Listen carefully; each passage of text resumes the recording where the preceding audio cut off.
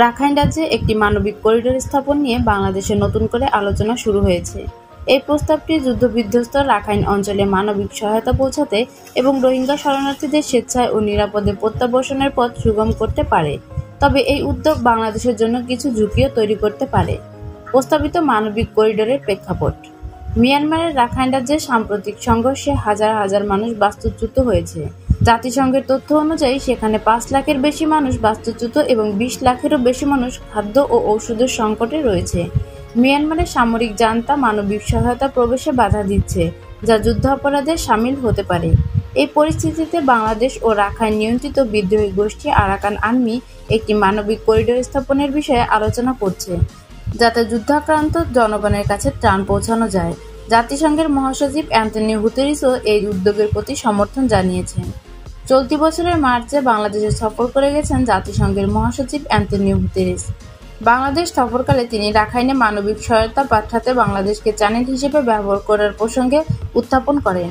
সম্প্রতি জাতিসংঘ বাংলাদেশকে জানায় যে রাখাইনের পুরো অর্থনৈতিক ব্যবস্থা ভেঙে পড়েছে, ফলে রাজ্যটিতে ভয়াবহ পরিস্থিতির আশঙ্কা তৈরি হয়েছে। জাতিসংঘ জানায়, রাখাইনে দুর্ভিক্ষ মোকাবেলা করা না গেলে এবার শুধু রোহিঙ্গা নয়, সেখানে বসবাসরত বাকি জনগোষ্ঠী সীমান্ত অতিক্রম করে বাংলাদেশে প্রবেশ করতে পারে। তাই সেখানকার দুর্ভিক্ষ মোকাবেলায় করিডোর স্থাপনে বাংলাদেশের সহযোগিতা চাইছে সংস্থানটি। করিডোর স্থাপনের সম্ভাব্য সুফল: মানবিক সহায়তা প্রদান: করিডোরটি খুললে রাখাইন অঞ্চলে খাদ্য, ঔষধ ও অন্যান্য জরুরি সহায়তা পৌঁছানো সহজ হবে। রোহিঙ্গা প্রত্যাবর্তনের পথ সুগম: করিডোরটি রোহিঙ্গাদের স্বেচ্ছায় ও নিরাপদে প্রত্যাবর্তনের জন্য একটি কাঠামো তৈরি করতে পারে। আঞ্চলিক স্থিতিশীলতা: মানবিক সহায়তা ও বাণিজ্যিক প্রবাহ বৃদ্ধি পেলে সীমান্ত অঞ্চলে স্থিতিশীলতা আসতে পারে। করিডোরের সম্ভাব্য ঝুঁকি: নিরাপত্তা হুমকি: আরাকান আর্মি ও মিয়ানমার সামরিক বাহিনীর মধ্যে সংঘর্ষের কারণে করিডোরটি নিরাপত্তাহীন হতে পারে। আন্তর্জাতিক সমর্থনের অভাব: চীন ও রাশিয়ার মতো দেশের ভোটের কারণে জাতিসংঘের অনুমোদন পাওয়া কঠিন হতে পারে। রোহিঙ্গাদের নিরাপত্তা: আরাকান আর্মির অতীত কর্মকাণ্ডের রোহিঙ্গাদের মধ্যে উদ্বেগ সৃষ্টি করতে পারে, যা তাদের প্রত্যাবর্তনে বাধা হতে পারে। রাখাইন রাজ্যে মানবিক করিডোর স্থাপন বাংলাদেশের জন্য একটি গুরুত্বপূর্ণ কূটনৈতিক উদ্যোগ হতে পারে, যা মানবিক সহায়তা প্রদান ও রোহিঙ্গা প্রত্যাবর্তনের পথ সুগম করতে পারে।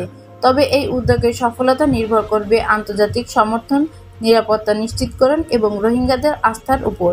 মিয়ানমারের সামরিক জান্তার সঙ্গে দেশটির বিদ্রোহী গোষ্ঠী আরাকান আর্মির চলমান সংঘাতের পরিপ্রেক্ষিতে নিরাপত্তা বিশ্লেষকরা রাখাইনের জন্য করিডোর দেওয়ার সিদ্ধান্ত নিয়ে প্রশ্ন তুলেছেন।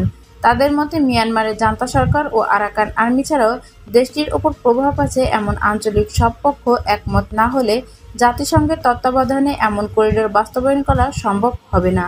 পরিস্থিতি বিবেচনায় বিশ্বের বিভিন্ন জায়গায় হওয়া মানবিক করিডোর শেষ পর্যন্ত মানবিকে সীমাবদ্ধ রাখা যায়নি, বরং মানবিক ইস্যুর সঙ্গে পরবর্তী সময়ে সামরিক নানা বিষয় যুক্ত হয়ে পড়েছে।